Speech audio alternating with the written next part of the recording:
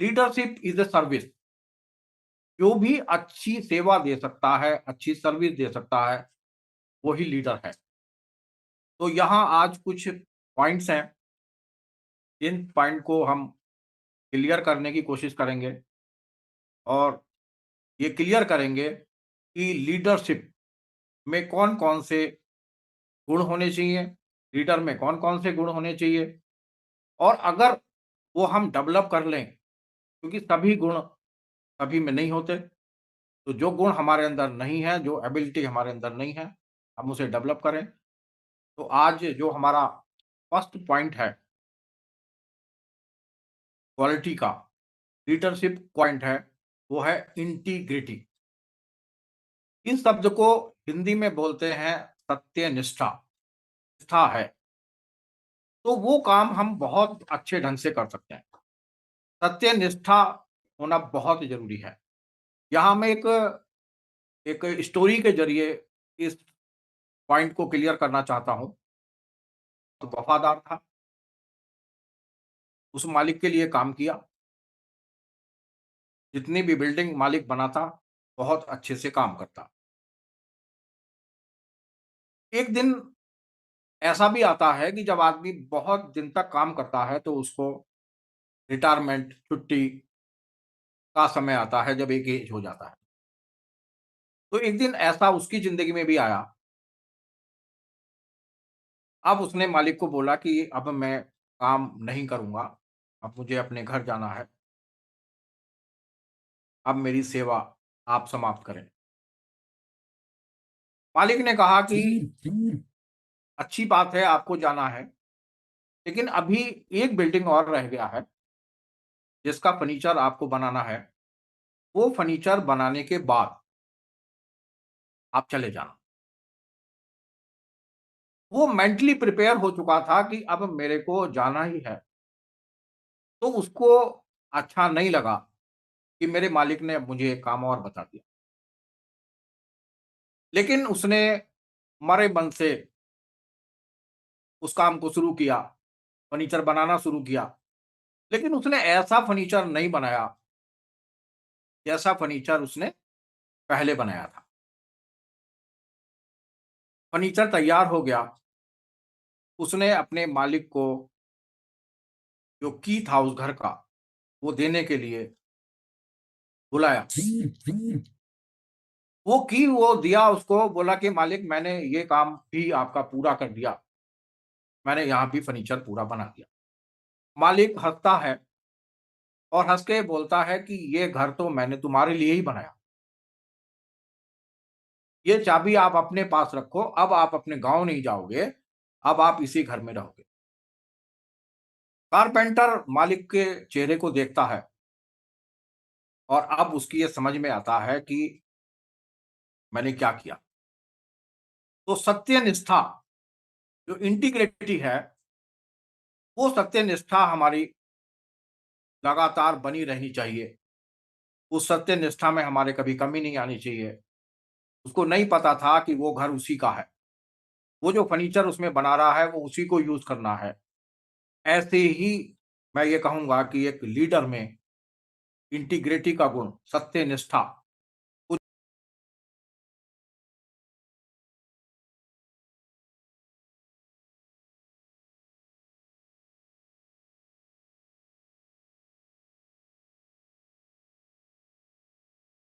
वो जो भी कुछ कर रहा है, अपने लिए कर रहा है, अपनी टीम के लिए कर रहा है। अगर उसको ये समझ आ जाए, तो वो शुरू से लगातार अच्छे से काम करेगा। वो कभी भी उसके मन में ये भाव नहीं आएगा। तो हमें अगर लीडरशिप क्वालिटी में अगर अपनी निखार लाना है, तो हमें सत्यनिष्ठा से, इंटीग्रिटी से काम करना पड़ेगा और ये पॉइंट हमें बहुत अच्छे लेवल तक ले जा सकता है।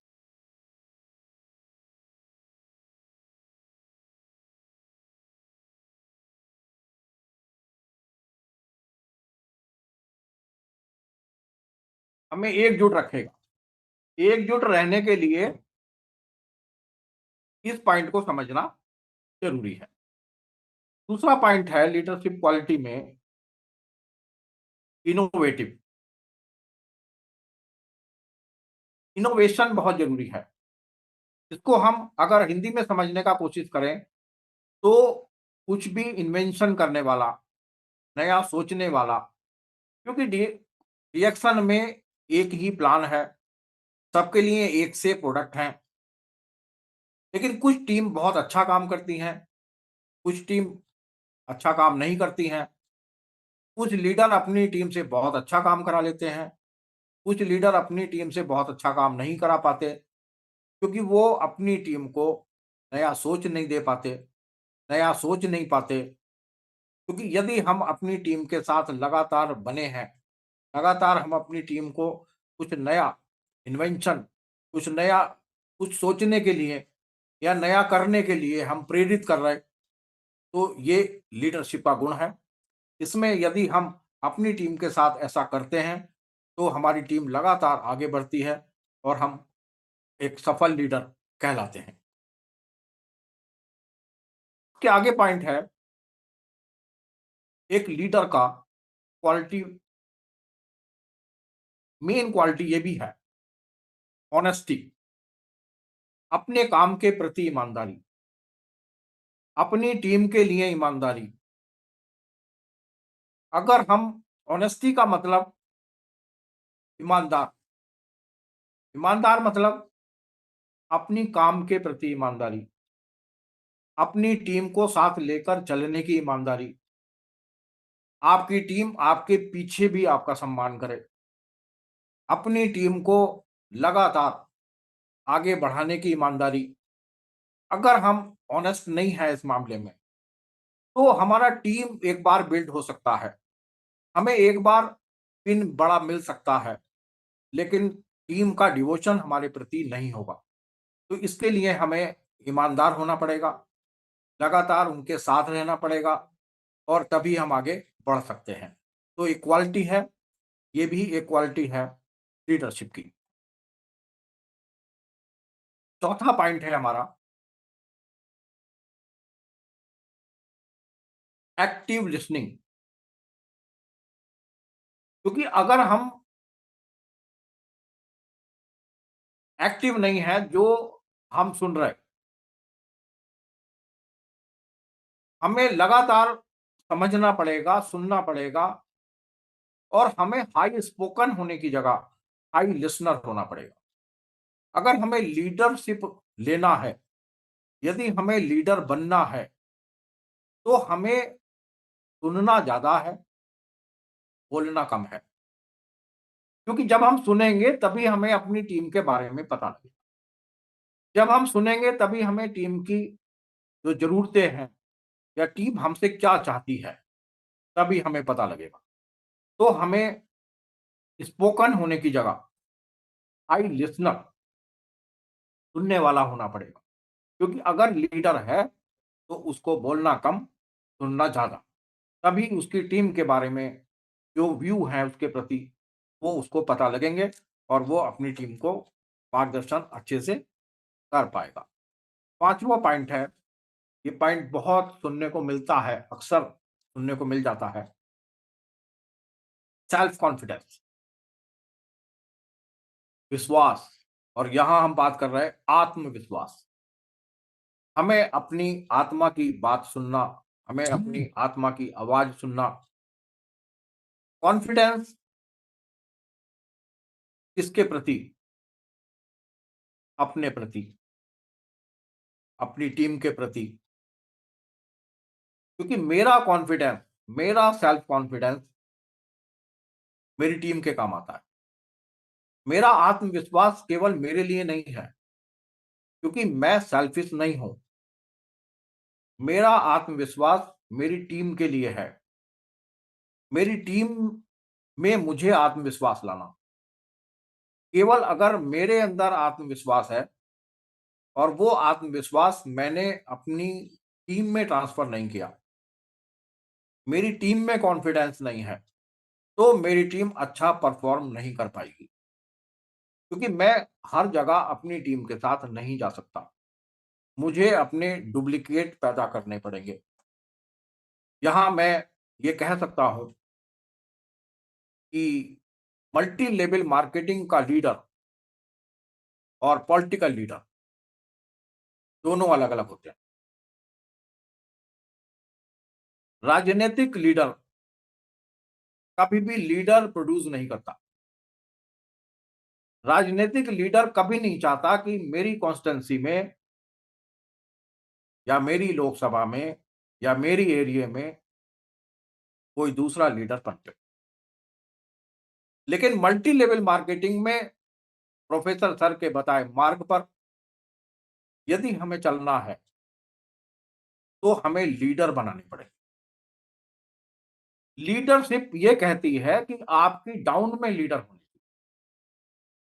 अगर आपको फाइनेंशियल फ्रीडम चाहिए, अगर आपको अच्छा जीवन चाहिए मल्टी लेवल मार्केटिंग में, तो यदि आप अपनी डाउन में लीडर नहीं बना पाए, उनको वो कॉन्फिडेंस नहीं दे पाए, उनको वो आत्मशक्ति नहीं दे पाए, तो आपको कभी भी जीवन में फाइनेंशियल फ्रीडम नहीं मिलेगा।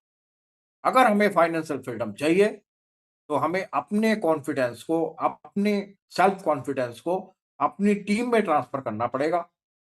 यदि हमने नहीं किया, तो जिस लिए हम आए, हम मल्टी लेवल मार्केटिंग में क्यों आए? फाइनेंशियल फ्रीडम के लिए, पैसिव इनकम के लिए। लेकिन यदि मैंने अपनी डाउन में लीडर प्रोड्यूस नहीं किए, तो कभी भी ऐसा होने वाला नहीं है। 6 पॉइंट है विज़नरी। एक लीडर दूर तक सोचने वाला होता है। लीडर वही है जिसको अपनी टीम में बंदे ऐसे दिखने शुरू हो जाते हैं, जो आगे जाके कमाल करेंगे। वो उनको सेलेक्ट करता है, उनको अपनी कोर टीम में लेता है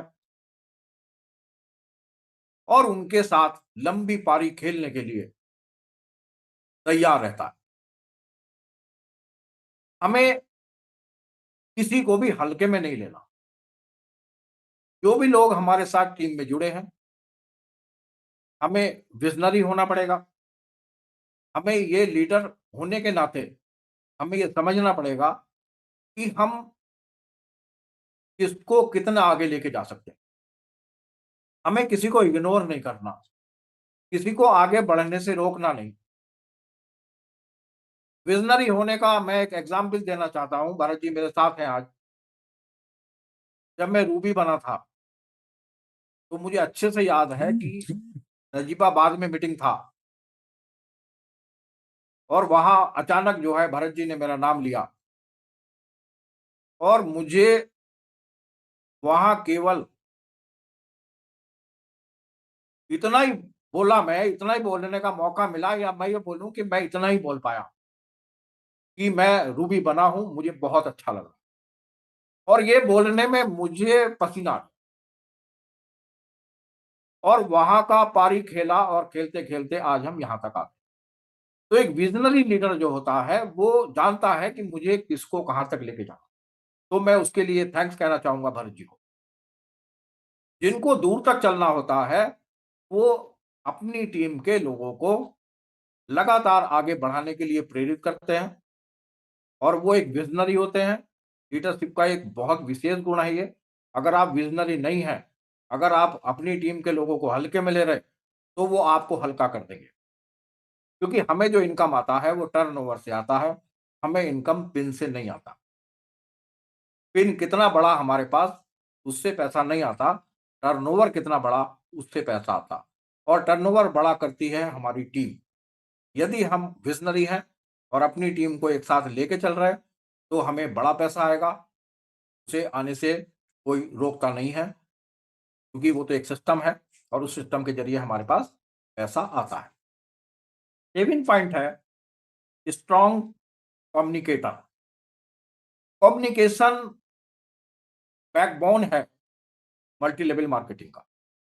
मल्टी लेवल मार्केटिंग में यदि आपका कम्युनिकेशन ढीला है, यदि आप अपने लोगों को कम्युनिकेट नहीं कर पाते हैं, आपका सामंजस्य अच्छा नहीं है, आपका कम्युनिकेशन अच्छा नहीं है, आपने लोगों को जोड़ लिया, जोड़ने के बाद आपकी उनसे अच्छे से बातचीत नहीं है, आप अच्छे से बात नहीं करते उनसे, तो आप डाउनफॉल में जा सकते हैं।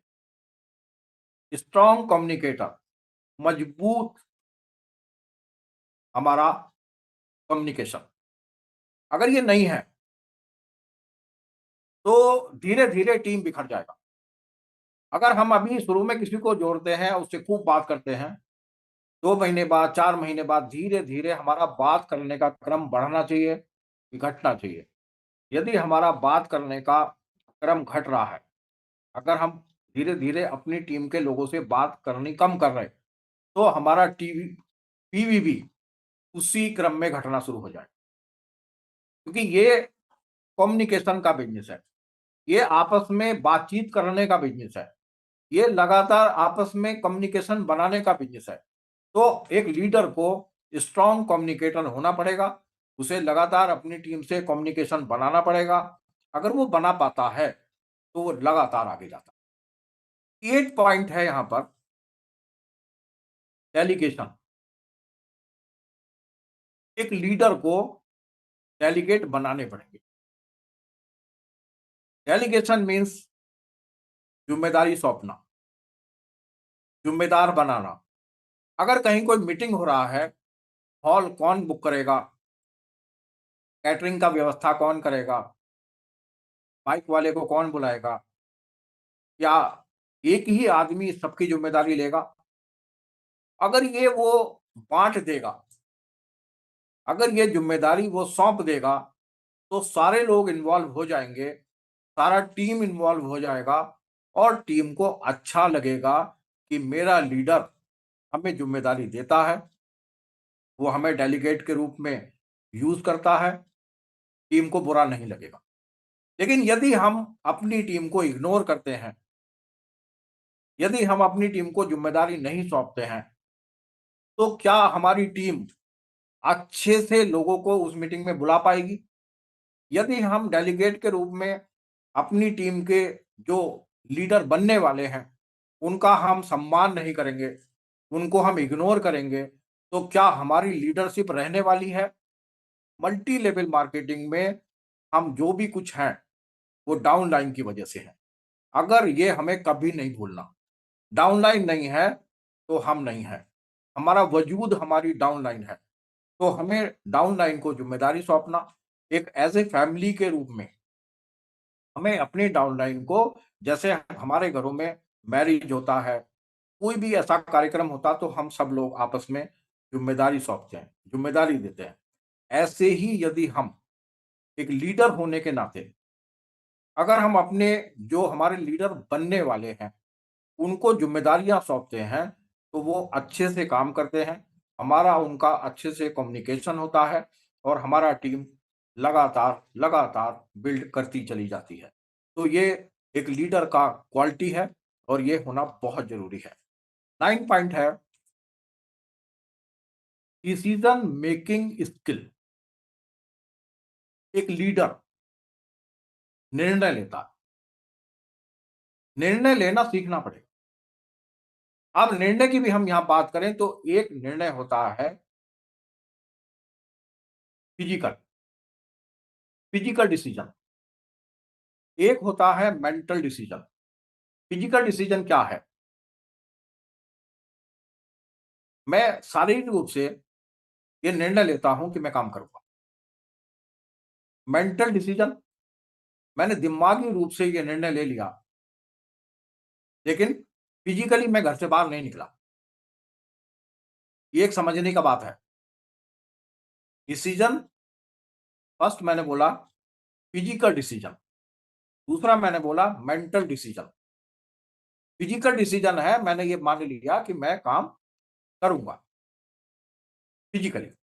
मेंटल डिसीजन मीन्स मेरे दिमाग ने ये क्लियर कर दिया, ये निर्णय ले लिया कि मैं काम करूंगा, लेकिन मैं शारीरिक रूप से काम नहीं करता। तो मेरा डिसीजन कभी भी उस लेवल पर नहीं जा पाएगा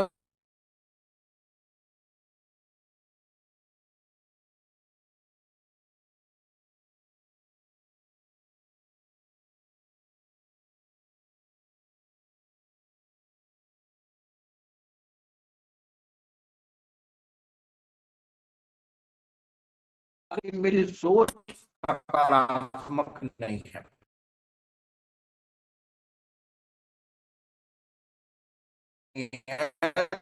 चौथा डिसीजन होता है सोशल। अगर आपने सोचा समाज क्या कहेगा, कि साबुन बेचने का काम करते हो, पेस्ट बेचने का काम करते हो, तो आप कभी भी एक लीडर नहीं बन सकते, एक अचीवर नहीं बन सकते, और कभी भी फाइनेंशियल फ्रीडम में जा नहीं सकते। तो आपको डिसीजन मेकिंग स्किल अडॉप्ट करना पड़ेगा, और अपने आप करने के बाद अपनी टीम को अडॉप्ट कराना पड़ेगा, क्योंकि मेरी टीम मेरी है, मैं उसका इंजन हूं। मेरी टीम डब्बा है जो मेरे पीछे लगा है। अब मैं उन्हें अंधकार में ले जाऊं या मैं उन्हें प्रकाश में ले जाऊं, ये मेरे ऊपर डिपेंड करता है। तो मेरी टीम को मेरा मार्गदर्शन उसको टॉप पर लेके जा सकता है और उसको गिरा भी सकता है। तो मेरा निर्णय मेरी पूरी टीम के काम आता है। आज मैं सुबह मैं मीटिंग किया, मैंने उसमें बोला कि भेड़ चाल होना चाहिए या चाल भेड़ का होना चाहिए। भेड़ चाल में जाएंगे तो पता नहीं कहाँ गिरेंगे।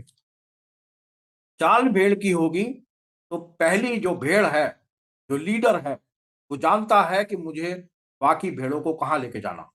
तो हमें भेड़ चाल में नहीं रहना है, हमें चाल भेड़ की बनाना है।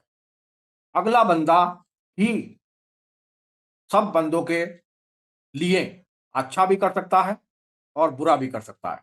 तो हमें डिसीजन मेकिंग स्किल अडॉप्ट करना पड़ेगा, इस स्किल को डेवलप करना पड़ेगा। यदि हमने कर लिया तो हमें आगे बढ़ने से कोई नहीं रोक सकता।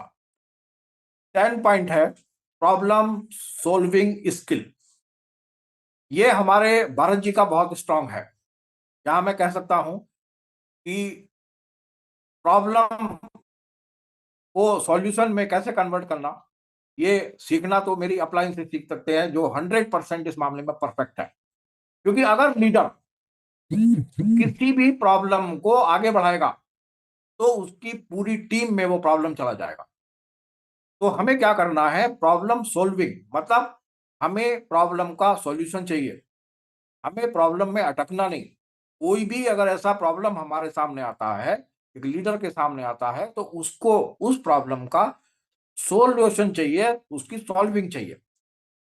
अगर हम कह रहे हैं हाँ ये बात तो ठीक है कि इस महीने में कोई ऑफर नहीं आया, तो ये अगर हमने इस बात को आगे बढ़ाना शुरू कर दिया तो क्या होगा, वो मैसेज पूरी टीम पे जाएगा। तो एक लीडर का फर्ज है कि वो पूरी टीम को प्रॉब्लम में उलझाएगा या उसका सॉल्यूशन देगा। ये ही लीडरशिप है। अगर ये वो लीडर यहाँ समस्या के समाधान के लिए नहीं है, तो उसको अपने आप को लीडर कहने का हक भी नहीं है। और ये एक क्वालिटी है, और इस क्वालिटी को हमें बिल्ड करना, डेवलप करना, प्रॉब्लम सोल्विंग स्किल, ये एक स्किल है और जो हमें डेवलप करनी पड़ेगी।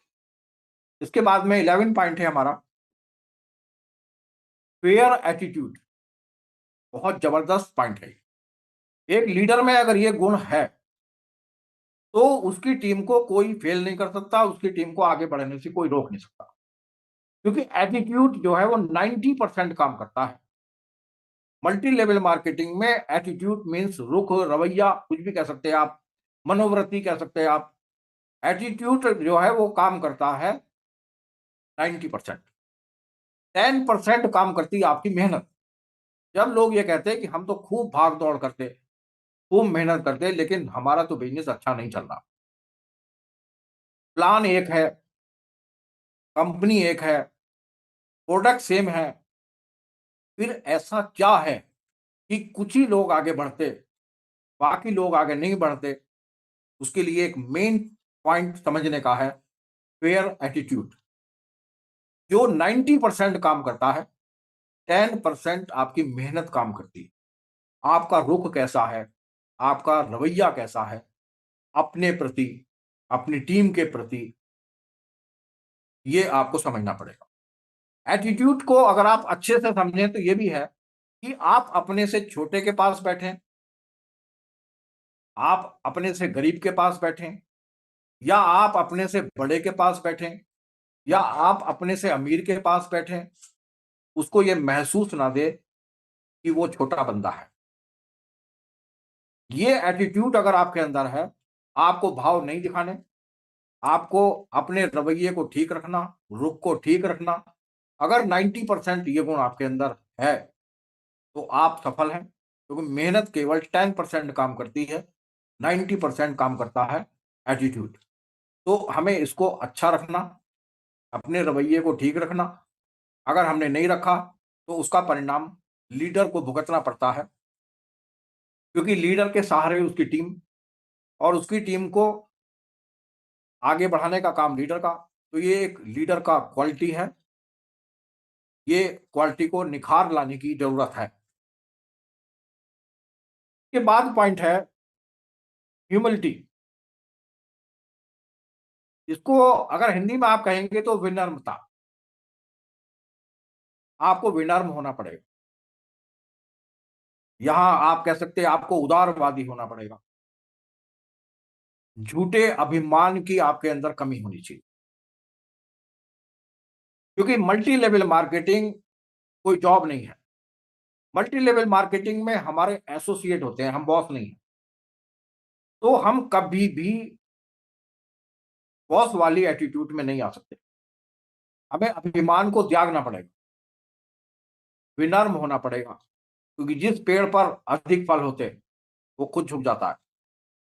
तो हमें जितना बड़ा लीडरशिप चाहिए, जितना हमें आगे बढ़ना, उतना हमें विनम्र होना पड़ेगा, उदार होना पड़ेगा, और जो हमारा झूठा अभिमान है, उसको त्यागना पड़ेगा।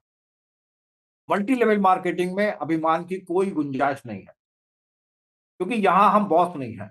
यहां अगर लीडर मीन्स सेवक, लीडरशिप मीन्स सर्वेंट। अगर आपको लीडर बनना है, तो आपको अपने आप को सर्वेंट मानना पड़ेगा अपनी टीम का। अगर आप अपनी टीम के अच्छे सर्वेंट बन सकते हैं, तो आप अच्छे अर्नर बन सकते हैं। अचीवर नहीं कह सकता मैं। आप अच्छे फाइनेंशियल फ्रीडम में जा सकते हैं, क्योंकि अभिमान से विनम्र ना होकर आप पिन अचीव कर सकते हैं। लेकिन यदि आपको अच्छा लीडर साबित होना, यदि आपको फाइनेंशियल फ्रीडम में जाना, तो आपको विनम्र होना पड़ेगा। तभी आपकी टीम आपको फॉलो करेगी, क्योंकि हमें फॉलोवर बनाने के साथ उनको लीडर बनाना। जो भी शुरू में आता है वो फॉलोवर बन के आता है, लेकिन हमें उसे फॉलोवर ही नहीं बने देना। हमें हमें फॉलोवर बने देंगे, तो कभी भी हमें फाइनेंशियल फ्रीडम नहीं आएगा। यदि हमें फाइनेंशियल फ्रीडम चाहिए, तो हमें जो भी हमारे चाहने वाले हैं, या जो भी हमारी बात को मानने वाले हैं, उनको हमें लीडर बनाना। क्योंकि अगर हमने अपनी डाउन में लीडर प्रोड्यूस नहीं किए, तो कभी भी फाइनेंशियल फ्रीडम हमें नहीं मिलेगा। हमें लगातार काम करना पड़ेगा, और पैसिव इनकम भूल जाओ। पैसिव इनकम जब भी आता है, जब एक लीडर अपने नीचे लीडर बनाता है। इसके बाद पॉइंट है हमारा केयर फॉर अदर्स। केवल अपने बारे में नहीं सोचना।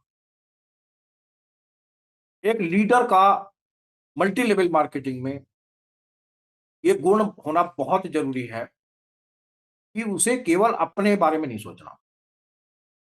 अगर वो केवल अपने बारे में सोचेगा, अपने, तो इसका मतलब वो ट्रेडिशनल मार्केट में है।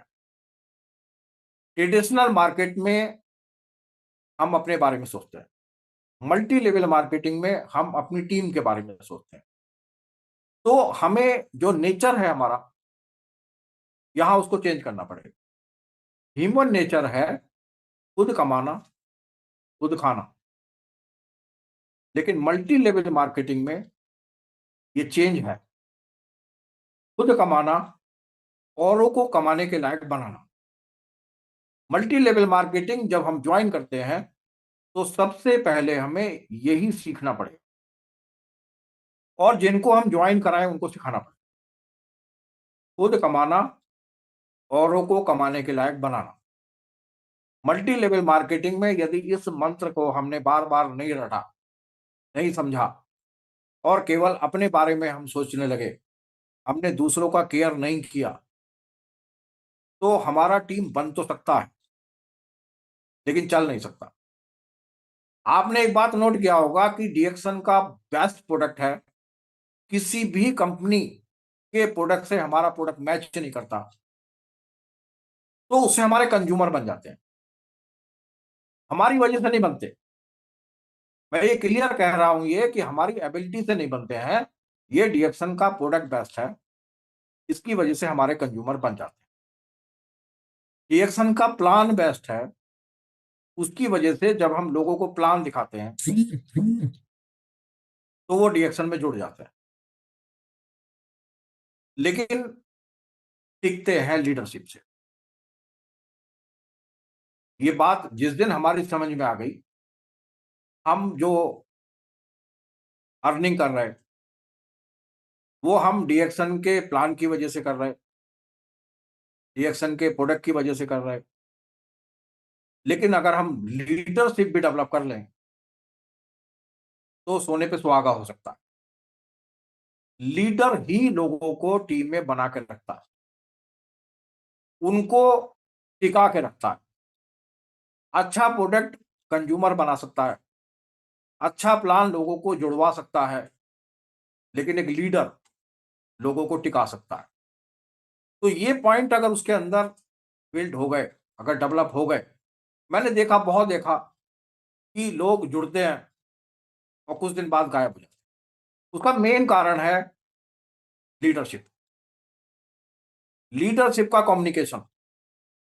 और जो पॉइंट मैं ले रहा था, केयर फॉर अदर्स, हम दूसरों की केयर नहीं करते, तो हमें इसको अपने अंदर डेवलप करना पड़ेगा। दूसरों की हमें केयर करनी पड़ेगी। अगर हम दूसरों का मान सम्मान करते, उनकी केयर करते, तो वो हमारी केयर करते। क्योंकि हम बॉस नहीं हैं, मैं बार बार एक बात बोल रहा हूं कि हम बॉस नहीं हैं, हम एसोसिएट हैं। सब डीएक्शन से जुड़े हैं, कोई पहले जुड़ा है, कोई बाद में जुड़ा है, लेकिन जुड़ा डीएक्शन से है। तो हम सब एक हैं और हम सबको एक ही मार्ग पे चलना, एक दूसरे की केयर करना, एक दूसरे का सम्मान करना। अगर ये हमने नहीं किया, तो वो टीम हमारा बन तो सकता है, लेकिन वो ज्यादा दिन तक रहता नहीं है। यदि हम आपस में एक दूसरे की केयर करते हैं, सम्मान करते हैं, तो हम एक साथ बने रहते हैं। आज मेरे को 19 साल पूरे हो गए भरत जी के साथ, भरत जी को मेरे साथ 20वां साल चल रहा है। और हमें जो कम्युनिकेशन है या जो रिलेशन है, मैं ये कह सकता हूँ कि अगर मेरा कोई सगा भी भाई होता, तो शायद वो रिलेशन मेरा उससे ना होता। तो ऐसे ही यदि हम रिलेशन बिल्ड करते हैं, तो हम बहुत आगे जा सकते हैं multi level marketing. Multi level marketing एक ऐसा रास्ता है जो हमें फाइनेंशियल फ्रीडम दे सकता है और हमें बहुत आगे लेके जा सकता है।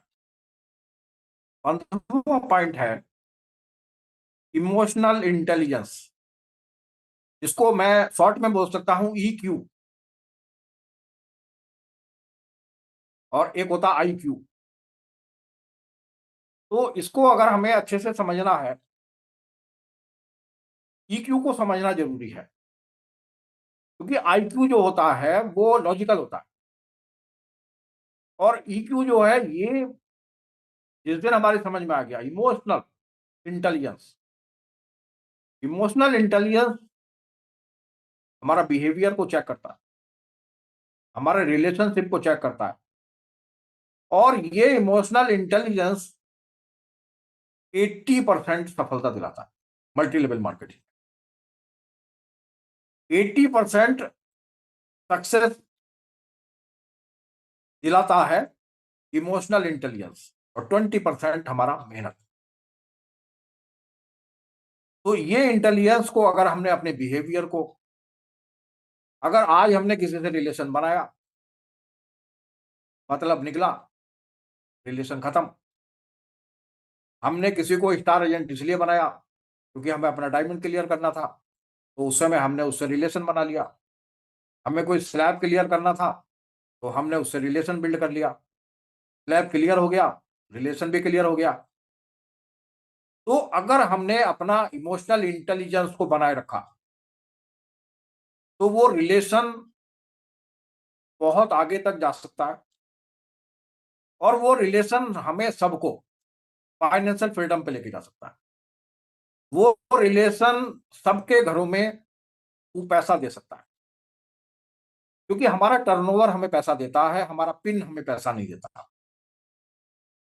पिन हमारा एक स्लैब है, मिल गया हमें, लेकिन टर्नओवर हमें इनकम देता है। तो टर्नओवर बढ़ाने के लिए हमें क्या करना पड़ेगा? अपना जो इमोशनल इंटेलिजेंस है,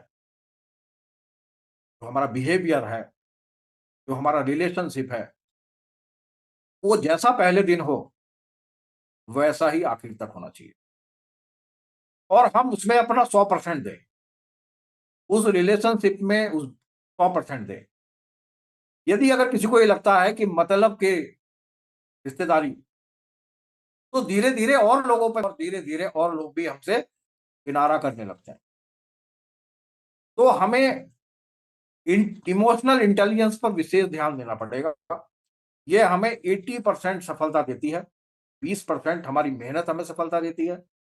तो लोग जैसे बोलते हैं कि हम तो खूब मेहनत करते हैं, लेकिन उनके अंदर जो मैं पॉइंट बोल रहा हूँ, कहीं न कहीं इनमें से किसी पॉइंट की कमी होती है और वो कमी लीडरशिप में उन्हें नहीं जाने देती कि ये क्वालिटी, इनमें से कोई भी क्वालिटी अगर मिसिंग है, तो लीडरशिप मिसिंग है। लीडरशिप में जाना, तो इन क्वालिटियों को हमें अपने अंदर बिल्ड करना पड़ेगा, डेवलप करना पड़ेगा। इसके बाद पॉइंट है अकाउंटेबिलिटी। अकाउंटेबल होना पड़ेगा। मैं जिससे जो भी वादा करूं उसे निभाऊं। अकाउंटेबल का मतलब है कि जो मैं किसी से कमिटमेंट करूं, जो मैं किसी से प्रॉमिस करूं, मैंने किसी से कोई ऑफर का प्रॉमिस किया, मैंने किसी से कोई कमिटमेंट किया कि तुम ऐसा कर दोगे तो मैं तुम्हारे लिए ये कर दूंगा, और यदि आपने उसको पूरा नहीं किया, तो आप अकाउंटेबल नहीं हैं। यहां आपकी लीडरशिप पे प्रश्न चिन्ह लगता है और इसका सीधा असर आपकी टीम पे जाता है, क्योंकि आपको अकाउंटेबल होना अपनी टीम के साथ। अगर मैं अपनी टीम के साथ अकाउंटेबल नहीं हूं, मेरा अपनी टीम के साथ कम्युनिकेशन नहीं है और मैं पूरी दुनिया की टीम के साथ कम्युनिकेशन बना रहा हूं, जहां से मुझे पैसा आता, मैं उससे कम्युनिकेशन नहीं बनाता, तो भविष्य मेरा क्या होगा, ये मुझे समझना पड़ेगा। तो हमें अकाउंटेबल होना, अपनी टीम से कम्युनिकेशन बनाना, अपनी टीम के साथ खड़ा होना। यदि मैं अपनी टीम के साथ खड़ा नहीं हो सकता, मेरी टीम मेरे साथ खड़ा नहीं हो सकती, तो अपने बारे में फिर दोबारा सोचना। ये एक लीडरशिप का गुण है और ये 2023 की जनवरी में इसका आगाज़ करने का जो मकसद है, केवल ये है, दिसंबर मीन्स एंड और जनवरी मीन्स स्टार्ट। तो जनवरी में हम स्टार्टिंग में यदि इन सारे गुणों को अपने अंदर डेवलप करना शुरू कर दें, बिल्ड करना शुरू कर दें, ये क्वालिटी को बिल्ड करें, तो हम बहुत आगे जा सकते हैं। इसके बाद पॉइंट है टैक्स सेवी,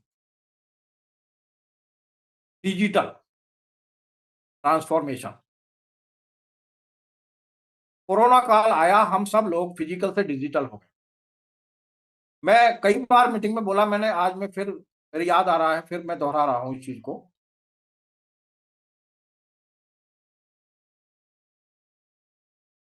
हमें एक मेन पॉइंट है जो समझना पड़ेगा। ये कलयुग है। कलयुग का मतलब है टूल्स का युग। कल मीन्स टूल्स। तो डिजिटल तो होना पड़ेगा। डिजिटल से यदि हम डिजिटल होते हैं, तो हमारा जो मैसेज है, वो ज्यादा से ज्यादा लोगों में कम समय में पहुंच जाता है और वो हमारे नेटवर्क मार्केटिंग के लिए वरदान है। नेटवर्क मार्केटिंग में यदि हम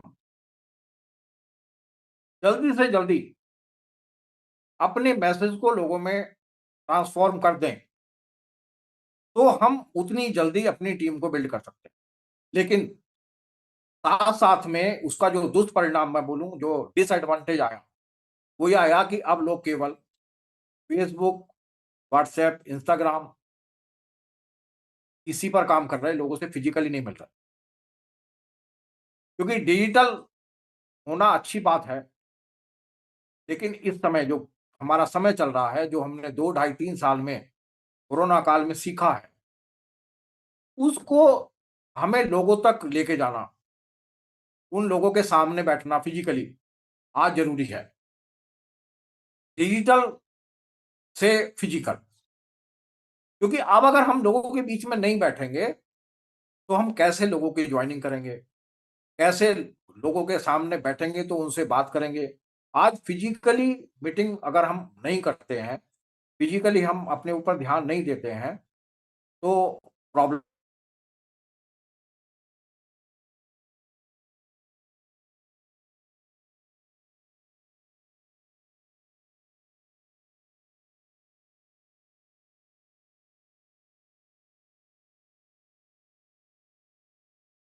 अच्छा लगेगा और आप लोगों को शायद इस कहानी के ज़रिए बहुत कुछ और भी इन्फॉर्मेशन मिलेगा लीडरशिप के बारे में।